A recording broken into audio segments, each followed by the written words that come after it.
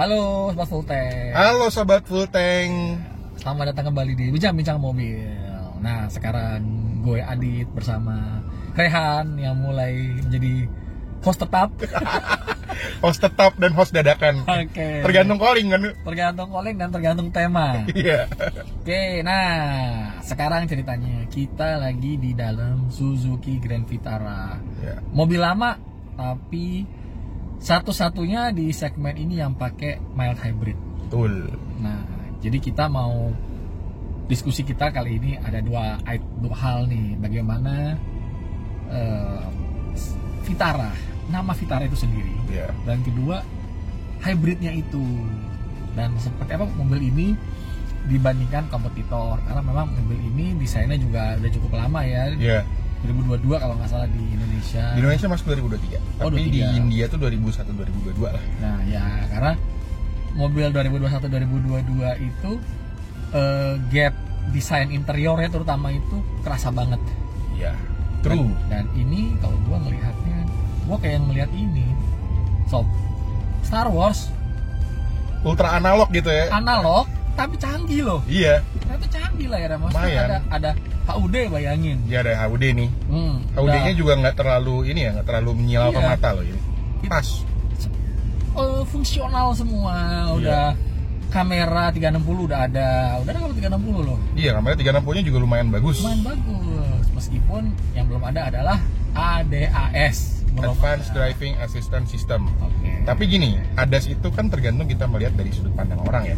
Tapi ada beberapa orang yang nggak mau pakai ADAS karena terlalu sensitif.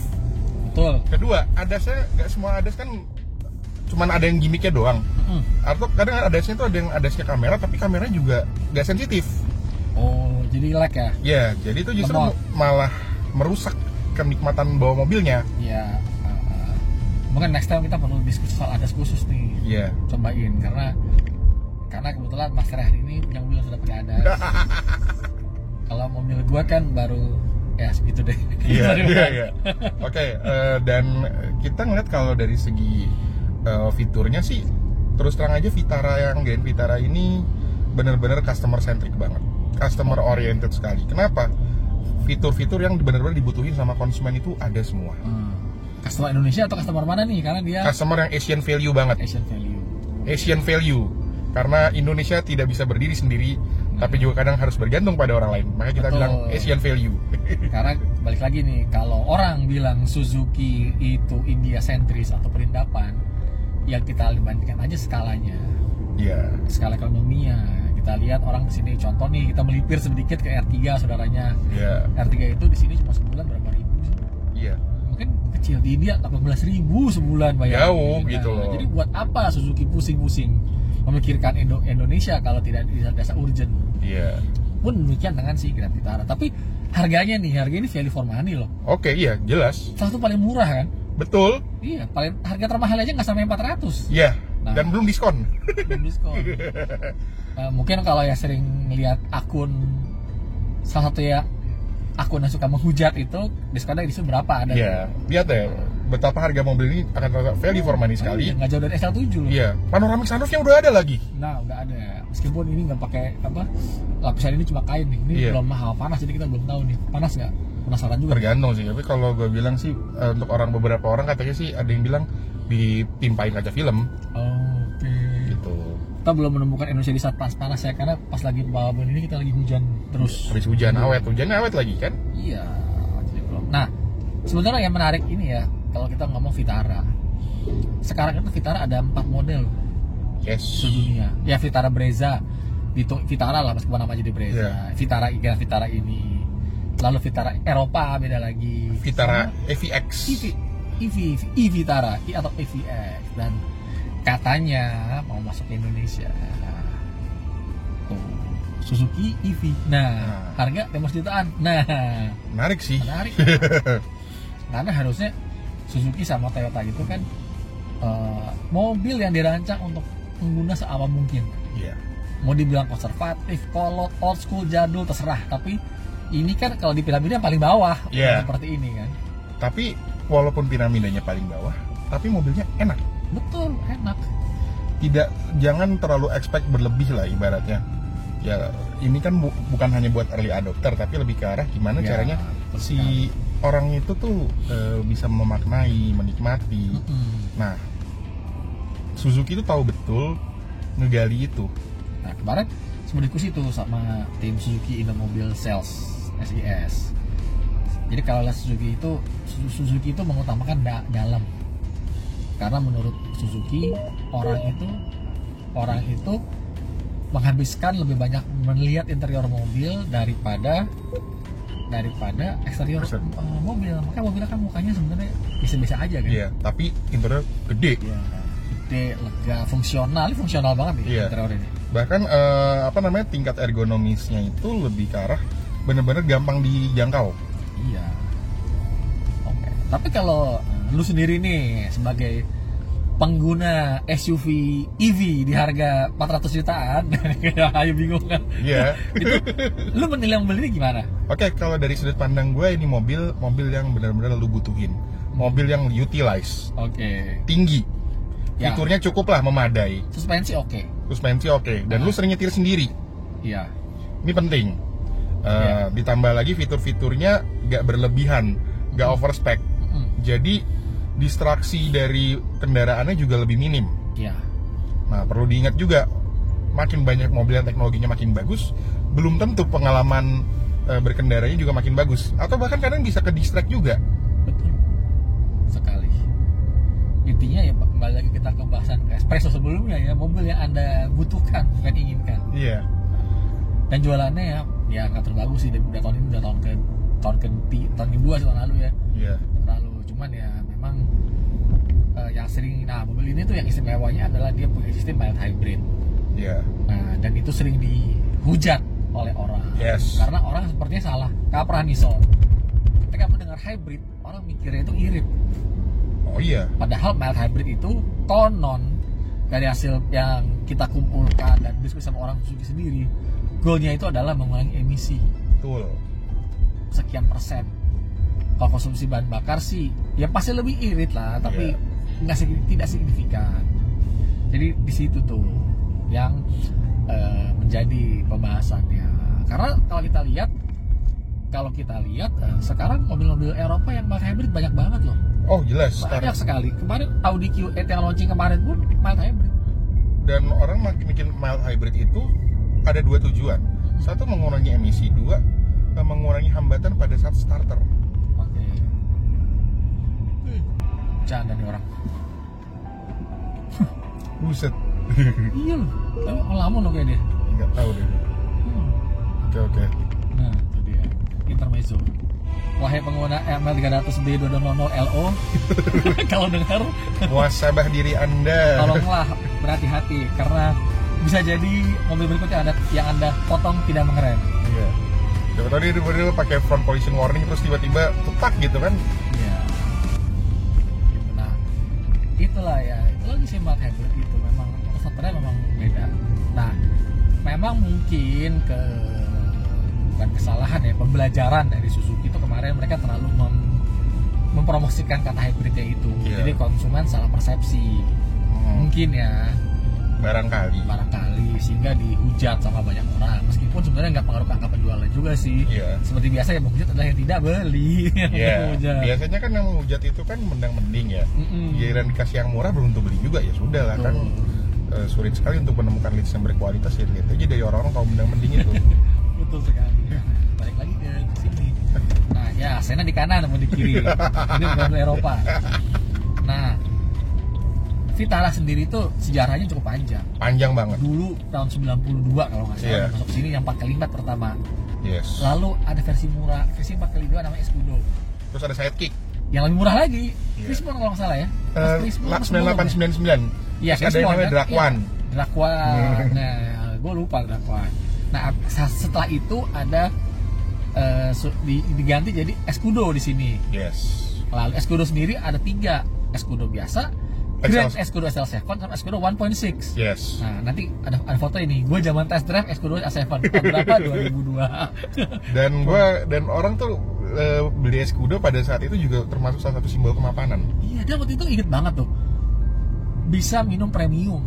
Waktu itu orang Suzuki bilang kita isi mesin apa nih, tenang, semua Suzuki bisa ngomong premium, bayangin premium itu kan ya belum murah banget, 2.400 per liter zaman ya. itu.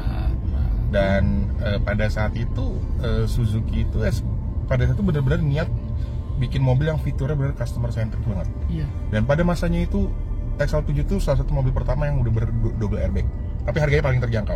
Ya lupa tuh, gue perlu buka literasi gue lagi, tapi emang harganya terjangkau dulu. 227 juta pada saat baru. Ingat aja, oke. Karena XL itu T30 sekarang 250. Iya dia barang T30 sama si RV ya. Iya. Cuma memang seperti biasa Suzuki itu seringkali tenggelam di bawah bayang-bayang. Iya. Honda melawan Toyota dan melawan Nissan. Iya. Selalu underdog Suzuki itu. Kadang away from keyboard malah. Nah, tapi jualannya mah bagus-bagus aja. Iya.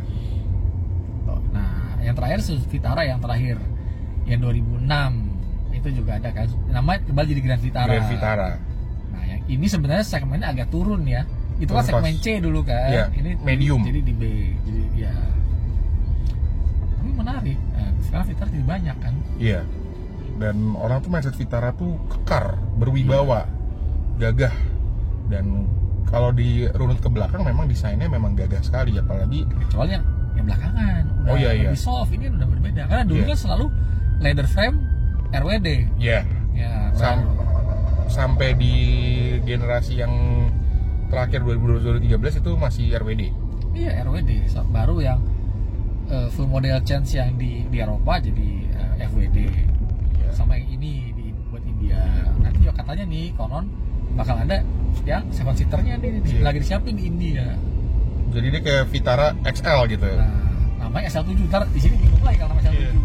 Di sini soal XL6 ya XL7 kan? Iya. Dia ini atau enggak Vitara Pro Max mungkin ya, kayak iPhone. Perlu lihat namanya. Iya. Atau mungkin jangan diganti atau gimana, kita nggak tahu juga sih. Iya, atau namanya yang baru lagi gitu ya. Bisa aja. Iya. Grand Vitara Plus Plus gitu kan, bisa juga kan? Bisa Vitara XX ya, apa XX sih? Itulah pokoknya. Apalagi nih yang menarik mobil ini? Oke, yang menarik dari mobil ini adalah sebenarnya Suzuki itu adalah salah satu mobil yang dikenal mobil bahan. Dan gue pernah lihat beberapa orang memodifikasi Suzuki Vitara tuh rapi. Oke. Perlu diingat juga, makanya kan ada seorang artis komika. Kalau gue nggak jadi artis, gue beli Suzuki aja. Pada akhirnya ada seorang YouTuber terkemuka yang sangat ngerti otomotif beli Vitara ini, dan dia modifikasi dan hasilnya cukup bagus. Memang sih bahan. Tapi saya kira jatuh nggak ya? Oke, kalau dia bilang tergantung dari sudut pandang mana. Nah, satu hal yang perlu diingat, fanboy Suzuki itu cukup fanatik juga. Soliditasnya kuat. Betul. Misalnya gini, lu orang pernah pakai Vitara, habis punya Vitara 1, bukan mobil itu jiwa lagi tapi nambah. Oke. Apakah kata masih berlaku sekarang? Oh, beberapa orang masih ada yang melakukan hal seperti itu, karena temen gua tuh ada dia seneng banget Suzuki, motornya udah Inazuma, terus punya Vitara, terus dia pengen banget Jimny. Bener-bener family Suzuki banget, rata kanan. Terus dia bilang kalau beli MPV pakai apa? Pakainya R3. Nah, itu enak loh, jangan salah. Sebagai pemilik R3. Iya. Nah, tapi jadi kalau bisa dibilang Vitara yang dulu itu cult car ya sebenarnya, semi cult car gitu ya. Iya. Cuma yang sekarang mungkin dia perlu membangun lagi kan, sempat absen kan. Iya. Mudah-mudahan kita bangun lagi nih Vitara, nih hype-nya. Iya. Nggak best selling sih enggak, tapi ada pecintanya sendiri. Iya. Karena very niche banget ini barang, tapi orang yang terprovide dengan baik. Gue adalah orang yang cukup ngerasa ini mobil refinement-nya bagus. Tapi kalau gue agak kurang suka nih, tuh dalam bunyinya. Iya. Apakah itu sengaja? Apa memang bagaimana sih? Kalau gue lihat tergantung kita ngeliatnya. Tapi kalau gue rasa mobilnya memang refine. Tapi kalau dari segi plastiknya ini mungkin harus lebih diperbaiki lagi. Walaupun sebenarnya build quality-nya cukup solid. Solid sih. Tapi atau ini apakah sengaja gitu maksudnya? Atas alasan karena pasti seperti ini secara logika lebih mudah dirawat. Iya. Nggak gampang dekil. Bisa juga. Nah, nanti kita coba cari deh referensinya. Karena sebenarnya Suzuki itu identik juga dengan durable. Betul sekali. Ya walaupun olinya ganti 5.000. Sekarang 10 udah. Oh udah 10.000 ya? Udah. Dulu 5.000, gue inget Dulu banget. Iya, 5.000. Pas gue pakai APV 5.000. Karena R3 10.000. 10.000. Nah, dan dia mesinnya juga cukup identik dengan badak. Betul. Dan murah memeliharanya. Murah sekali. Murah sekali. Iya. Makanya kadang-kadang netizen itu bilang perawatannya paling murah siapa ya? Salah satunya Suzuki. Udah murah, irit, bener-bener cuan. Pokoknya perawatan ini yang murah itu Suzuki, Toyota sama Daihatsu, 3 itu aja. Iya. Jepang yang udah Honda, Mitsubishi udah. Ya memang secara produk biasanya agak sedikit lebih advance ya dari Toyota atau Suzuki, tapi ya advance produk itu selalu dibayar dengan biaya pemeliharaan yang lebih tinggi. Nah, terus gue pernah juga tuh lihat orang pakai Suzuki itu rata-rata loyalitasnya juga lumayan kuat. Jadi nggak cuma orang yang beli Vitara aja, tapi merek-merek lain juga, tipe-tipe lain kayak bisa beli GTS. Baik itu ya. Yang memang tuh yang Edition 1 ya? Iya. Nah, GTS itu balik lagi kalau si Vitara ini gue lihat orang yang beli Suzuki ini cukup loyalnya. Kita lihat dari banyak orang yang membeli Carry, dari Carry itu bisa mengadopsi ke produk-produk Suzuki yang lain juga, termasuk Vitara. Dan Carry itu backbone Suzuki. Masih 40% lebih ya. Iya. Makanya Suzuki selama Carry-nya laku sih mereka sepertinya enggan mencurahkan effort untuk membuat produk-produk yang buat apa susah gitu. Kalau segini aja udah cukup gitu. Yang lagi di situ. Oke, kesimpulan. Mobil ini, kalau boleh jujur, ini mobil adalah mobil yang bukan yang kamu mau, tapi mobil yang kamu butuh. Ada semua fiturnya lengkap.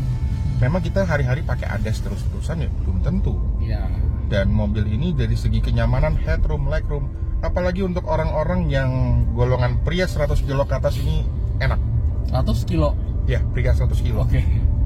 Golongan pria. Mudah-mudahan gue gak merasakan.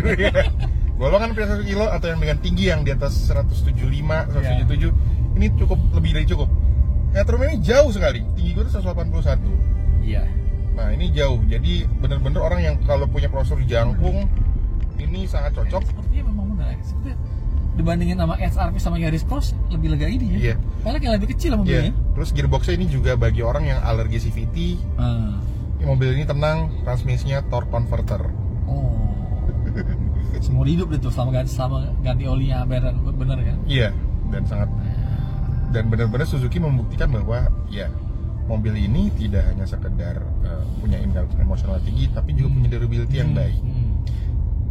Nah, tapi kalau gue sepakat sama lo, mobil ini memang bisa dibutuhkan, tapi menurut gue ada perlu beberapa improvement sedikit. Yes. Oke, kalau ADAS nggak usah yang canggih-canggih amat, tapi yang basic lah, seperti blind spot warning, rear cross traffic alert, itu sepertinya harus ada. Rem tangan kalau bisa yang model toel bolehlah, jangan di model tarik. Model tarik, tapi ada beberapa penggemarnya loh. Tapi memang sih, karena sebenarnya di kota-kota dengan tempat parkirnya susah, mobil tarik itu lebih praktis. Iya.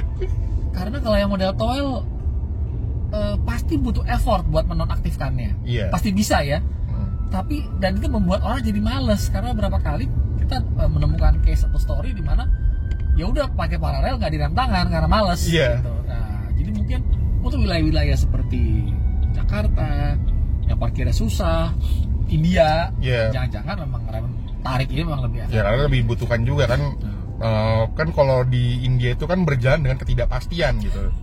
Ya kan kayak di video-video kita yang apa namanya espresso kan. Iya itu. Nah, sama satu lagi sih kalau bisa improve, mungkin ada baiknya mengeluarkan varian yang full hybrid betulan kan. Dia itu ada mungkin supaya bisa lebih apa ya lebih up market sedikit lah. Iya, dan bukan nggak mungkin juga bisa ada opsi yang all wheel drive. Iya, tapi kalau all wheel drive ya bisa sih, tapi kalau harganya nggak terlalu mahal sih make sense, karena mungkin jangan-jangan Suzuki Indonesia dong gue sekalian Vitara listrik. Iya. Jadi ya udah ini stop gap aja gitu kan. Yang penting ada gitu. Yang penting ada terus kan seperti EV Espresso kan stop gap semua gitu. Iya. Dan Vitara listrik itu dari segi keseluruhan at all gue ngerasa ini bener-bener orang Benar. yang belum mempercaya adopsi ini akan bisa menjadi lebih yakin. Ya. Karena dengan segala kesederhanaannya, bukan kesederhanaan, dengan segala basicnya Suzuki terus diterjemahkan, itu akan membentuk persepsi yang bahwa oh iya, Suzuki ini customer centric. Mobil listrik customer centric itu kan kayak gimana? Market pull ya, Iya, bukan technological push. iya. Nah, itu betul. Itu sih. Dengan catatan harganya masih di range SUV B segmen ya. Iya. Kalau seperti yang kita dengar, ada merek Jepang lain yang mau menggunakan listrik, harganya konon agak mahal sih, sepertinya berat juga. Harus Iya. di level 550, mungkin 600 masih oke Iya. lah. Sekona paling mahal udah 600 lebih mungkin Iya. oke. Karena sih kalau legal price kita untuk mobil listrik itu rentangannya adalah di 0 sampai 600 juta. Itu masih segitu. Malah kata ada di bawah 300, mas, lagi di bawah 300. Iya, Itu masih lama. pasti. Itu 4,5 500 ya, seperti yang sekarang aja kan semuanya Iya. level segitu. Depends on price per battery per kilowatt hour. Ya, betul. Dan range ya harus 400 kilo lah. Ya 400 kilo ke atas lah, karena Di itu bawah 300 sih kurang, nggak iya. bisa. Dan saya mengakui itu kok. Tapi di atas segitu takutnya nanti mahal. Ya. 450-an NEDC itu masih make sense, atau 415 WLTP itu lebih dari cukup, karena rata-rata kita kan jalan itu nggak nyampe 100 kilo, nggak semuanya bisa sampai 100 kilo per hari. Dan harus kembali kepada kaidah mobil listrik yang orang harus pahami dan camkan baik-baik. Mobil listrik peruntukannya sebaiknya untuk di dalam kota, Ya, bukan keluar kota. betul. Itu terserah mau range berapa, tapi itu yang pemahaman itu supaya nggak rembet kemana-mana, Iya. supaya nggak kecewa, nyari SPKL lu susah apa ya. Iya. Karena sekarang tuh SPKL itu saban hari makin rame. Makin namanya karena rasio nggak akan mengejar. Iya. Rasionya nggak akan ngejar ya sampai gimana pun. Dan ditambah lagi belum lagi adopsi terhadap EV pada taksi online itu kan Betul. sangat tinggi sekali. Nah, itu bisa menjadi peluang, tapi sekaligus juga bisa menjadi hambatan. Betul sekali. Ya, dan karena sepertinya sorry to say kita bisa ngomong agak kritis, pemerintah yang dari dulu mendorong sepertinya cuma peduli mau jualannya saja. Tapi bukan Nggak mau untuk memikirkan. ekosistemnya. Dan dipikirkan ekosistemnya. Karena salah seorang pemilik tinggi lah SPKL itu pernah curcol.